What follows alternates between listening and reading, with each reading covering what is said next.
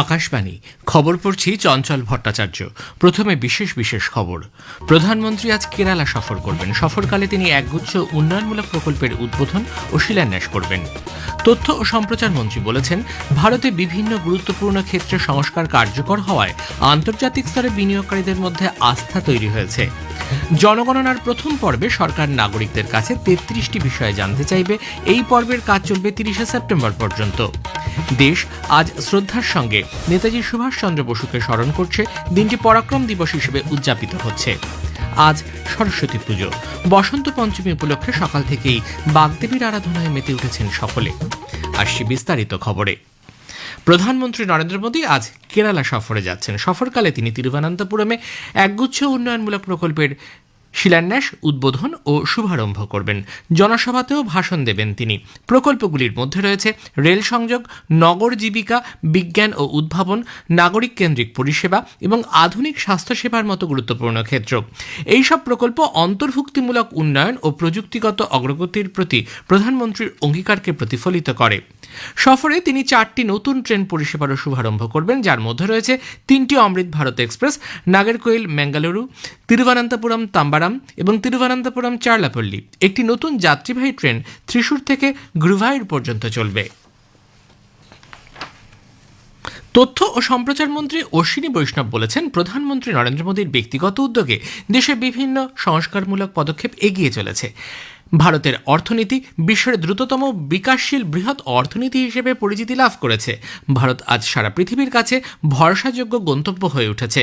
দাভোসে বিশ্ব অর্থনৈতিক ফোরামের বার্ষিক সভার ফাঁকে শ্রী বৈষ্ণব জানান, গুরুত্বপূর্ণ ক্ষেত্রে সংস্কার কার্যকর হওয়ায় বিনিয়োগকারীদের মধ্যে আস্থা তৈরি হয়েছে। বিভিন্ন কোম্পানি ভারতে বিনিয়োগ করছে। আগামী 5 বছরে দেশের বিকাশ হার 6 থেকে 8% হবে বলে পূর্বাভাস। দাভোসে ভারতের সম্পর্কে আন্তর্জাতিক মহলে ধারণা যথেষ্ট ইতিবাচক। খুব শীঘ্রই তৃতীয় বৃহত্তম অর্থনীতির দেশ হিসেবে ভারত উঠে আসবে বলে সকলে মনে করেন। শ্রী বৈষ্ণব ভারতে কৃত্রিম মেধার প্রয়োগ নিয়ে এবং আগামী মাসে এআই শীর্ষ সম্মেলন নিয়ে বিস্তারিতভাবে জানিয়েছেন। If you look at the AI stack, it's in 5 layers. The top layer is the application layer. How do you use AI to get your return on investment? To have that efficiency gain, that productivity gain, that multiplier that AI can bring. That is where our IT companies have taken a big pivot away from the old software services model, and now they are working towards providing AI-based solutions to the world. We are definitely going to be the leader in this. মন্ত্রী আরও জানান, শ্রম আইন, GST এবং জ্বালানি ক্ষেত্রে বড় ধরনের সংস্কার হয়েছে। ভূ রাজনীতি, ভূ অর্থনীতি ও প্রযুক্তিগত অস্থিরতার মধ্যেও ভারতকে স্থিতিশীল হিসেবে গড়ে তুলতে হবে বলে তিনি মন্তব্য করেন। নতুন ও পুনর্নবীকরণযোগ্য শক্তিমন্ত্রী প্রহ্লাদ যোশী বলেছেন, ভারতে জ্বালানির ব্যবহার পরিবর্তনের ফলে শিল্পায়ন, কর্মসংস্থান সৃষ্টি যেমন হচ্ছে, পাশাপাশি আন্তর্জাতিক ক্ষেত্রে সংশ্লিষ্ট বিষয়ে প্রতিযোগিতায় সামিল হওয়ার ক্ষমতাও তৈরি হয়েছে। দাভোসে শক্তি সম্পর্কিত বিশ্ব অর্থনৈতিক ফোরামের আলোচনায় মন্ত্রী বলেন, প্রধানমন্ত্রী নরেন্দ্র মোদীর নেতৃত্বে সংশ্লিষ্ট ক্ষেত্রে নাগরিক কেন্দ্রিক উন্নয়নমুখী এক আন্দোলনের সূচনা হয়েছে।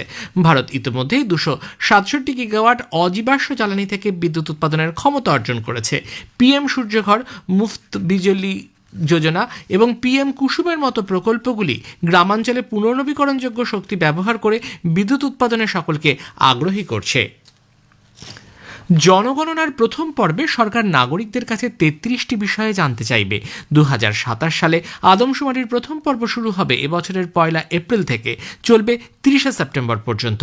এই উপলক্ষে প্রতিটি রাজ্য ও কেন্দ্রশাসিত অঞ্চলে 30 দিন ধরে বাড়ি গণনার কাজ চলবে। গণনাকারীরা সমীক্ষার সময়ে বাড়ি নির্মাণের বিষয়ে বিস্তারিত জানতে চাইবেন। গৃহকর্তা বা কর্ত্রী তপশিলি জাতি, উপজাতি বা অন্যান্য সম্প্রদায়ভুক্ত কিনা এই বিষয়েও তথ্য সংগ্রহ করা হবে। গণনার দ্বিতীয় পর্ব শুরু হবে আগামী বছর ফেব্রুয়ারি মাসে।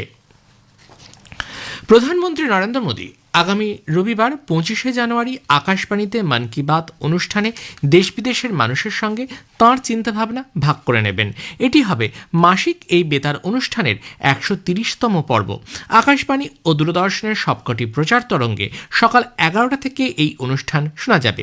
আকাশবাণীর সংবাদ website, news on AIR mobile app, Akashvani ও দূরদর্শনের সংবাদ বিভাগ, প্রধানমন্ত্রীর দপ্তর, তথ্য সম্প্রচার মন্ত্রকের ইউটিউব চ্যানেলেও অনুষ্ঠানটি শোনা যাবে। হিন্দিতে মূল অনুষ্ঠান প্রচারের ঠিক পরে এর আঞ্চলিক ভাষায় তর্জমা শোনা যাবে। এ খবর প্রচারিত হচ্ছে আকাশবাণী থেকে। দেশ আজ সশ্রদ্ধ চিত্তে নেতাজি সুভাষচন্দ্র বসুকে তাঁর জন্মদিনে স্মরণ করছে। দিনটি পরাক্রম দিবস হিসেবে উদযাপিত হচ্ছে। নেতাজির জন্মস্থান ওড়িশার কটকে উপরাষ্ট্রপতি সিপি রাধাকৃষ্ণন এক অনুষ্ঠানে অংশগ্রহণ করবেন। 1939 সালে কবিগুরু রবীন্দ্রনাথ ঠাকুর নেতাজিকে দেশনায়ক বলে আখ্যায়িত করেন। নেতাজি মনে করতেন দেশের জন্য স্বাধীনতা নিয়ে আসা তাঁর কাছে পবিত্র এক কর্তব্য। এই লক্ষ্য পূরণে শৃঙ্খলা পরায়ণ নির্ভীক যেমন হতে হবে, তেমনি সবকিছু ছেড়ে আসার মানসিকতাও থাকতে হবে। উপরাষ্ট্রপতি সিপি রাধাকৃষ্ণন আজ ওড়িশা ও পশ্চিমবঙ্গ সফর করবেন। উপরাষ্ট্রপতি পদে আসীন হওয়ার পর এই দুই রাজ্যে এটি তার প্রথম সফর। সফরকালে শ্রী রাধাকৃষ্ণন নেতাজি সুভাষচন্দ্র বসুর 129তম জন্মজয়ন্তী উপলক্ষে কটক এবং কলকাতায় কেন্দ্রীয় সাংস্কৃতিক মন্ত্রক আয়োজিত পরাক্রম দিবসের অনুষ্ঠানে যোগ দেবেন। আজ সরস্বতী পুজো। বসন্ত পঞ্চমী উপলক্ষে সকাল থেকেই বাগদেবীর আরাধনায় মেতে উঠেছেন সকলে। স্কুল কলেজ সহ বিভিন্ন শিক্ষা প্রতিষ্ঠানে বিপুল উৎসাহ উদ্দীপনায় পুজোর আয়োজন করা হচ্ছে। অনেকের বাড়িতে শিশুদের অক্ষর জ্ঞানের হাতেখড়ির প্রস্তুতি নেওয়া হয়েছে। সরস্বতী পুজো উপলক্ষে পশ্চিমবঙ্গ, ত্রিপুরা, আসামের বরাক উপত্যকা, আন্দামান ও নিকোবর দ্বীপপুঞ্জের বহু অংশের পাশাপাশি দেশ বিদেশের বাঙালিরা মেতে উঠেছেন। অনেকের বাড়িতে গোটা সিদ্ধ ও রান্না পুজোর আয়োজন করা হয়েছে। সংসদে ধারাবাহিকভাবে পরিকল্পনা করে বিঘ্ন ঘটানো ও বিশৃঙ্খলা সৃষ্টি দেশের গণতন্ত্রের পক্ষে মোটেও কাম্য নয়, কারণ তাতে সবচেয়ে বড় ক্ষতি হয় নাগরিকদের বলে লোকসভার অধ্যক্ষ ওম বিড়লা মন্তব্য করেছেন। লখনৌয়ে আয়োজিত 86তম অল ইন্ডিয়া প্রিসাইডিং অফিসার্স কনফারেন্সের সমাপ্তি ভাষণে শ্রী বিড়লা বলেন, আলাপ আলোচনার মাধ্যমে আমাদের সমস্যার সমাধান করতে হবে, বিঘ্ন সৃষ্টি করে নয়। তিনি জানান, একটি জাতীয় আইনসভা সূচক প্রস্তুত করতে হবে যা আইনসভাগুলিকে আরও কার্যকর, জনমুখী এবং উত্তরদায়ী করে তুলবে। এর ফলে আইনসভাগুলির মধ্যে সুস্থ প্রতিযোগিতা সৃষ্টি হবে, আলোচনার মান বাড়বে এবং দক্ষতাও বৃদ্ধি হবে। ঝাড়খণ্ডের পশ্চিম সিংভূম জেলার সারান্দার জঙ্গলে নিরাপত্তা বাহিনীর নকশাল বিরোধী অভিযানে 15 জন মাওবাদী গতকাল মারা পড়েছে। সিপিআই মাওবাদীদের বিরুদ্ধে গতকাল সকালে নিরাপত্তা বাহিনী এই অভিযান চালায়। মৃতদের মধ্যে রয়েছেন মাওবাদী নেতা পাতিরাম মাঝি ওরফে অনল, রাজেশ মুন্ডা ও বুলবুল। গিরিডির বাসিন্দা মাওবাদী নেতা পাতিরামের মাথার দাম ধরা হয়েছিল 1 কোটি টাকা। গত 2 দশক ধরে সে গিরিডি, বোকারো, হাজারিবাগ, খুন্তি, সারাইকেলা, খরসোয়ান এবং পশ্চিম সিংভূমে সক্রিয় ছিল। নিরাপত্তা বাহিনীর ওপর হামলা, আইইডি বিস্ফোরণ এবং বিভিন্ন হিংসাত্মক কার্যকলাপে পাতুরামের নাম জড়িয়েছে। অন্যদিকে রাজেশ ও বুলবুলের মাথার দাম ছিল 2 লক্ষ টাকা। চাইবাসার পুলিশ সুপার অমিত রেণু জানিয়েছেন, জারাইকেলা থানায় এই অভিযানের সময় প্রচুর অস্ত্রশস্ত্র উদ্ধার হয়েছে। বনাঞ্চলে তল্লাশি করা হয়। ঝাড়খণ্ডের ধানবাদ জেলার সারাইঘেলা থানার বালিয়াপুর রোডে গতকাল বিদ্যুৎ দপ্তরের একটি গুদামে আগুন লাগে। অগ্নিকাণ্ডে ওই গুদামে প্রচুর পরিমাণে বৈদ্যুতিক সরঞ্জাম, কেবল, ট্রান্সফরমারের অংশ এবং অন্যান্য সামগ্রী ভস্মীভূত হয়।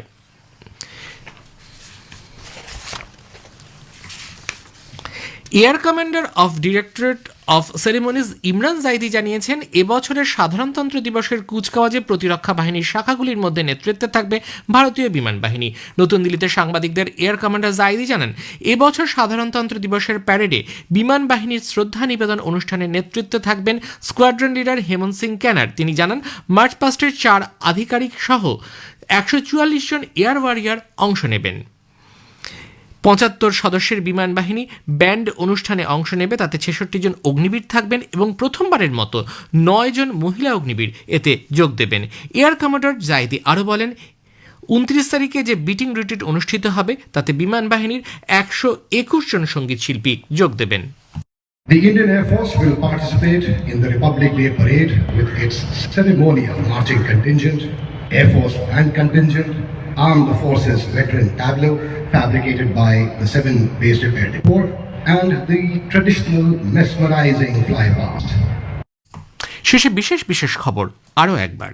প্রধানমন্ত্রী আজ কেরালা সফর করবেন। সফরকালে তিনি একগুচ্ছ উন্নয়নমূলক প্রকল্পের উদ্বোধন ও শিলান্যাস করবেন। তথ্য ও সম্প্রচার মন্ত্রী বলেছেন, ভারতে বিভিন্ন গুরুত্বপূর্ণ ক্ষেত্রে সংস্কার কার্যকর হওয়ায় আন্তর্জাতিক স্তরে বিনিয়োগকারীদের মধ্যে আস্থা তৈরি হয়েছে। খবর শেষ হলো। এরপর খবর শুনবেন 7:25 মিনিটে।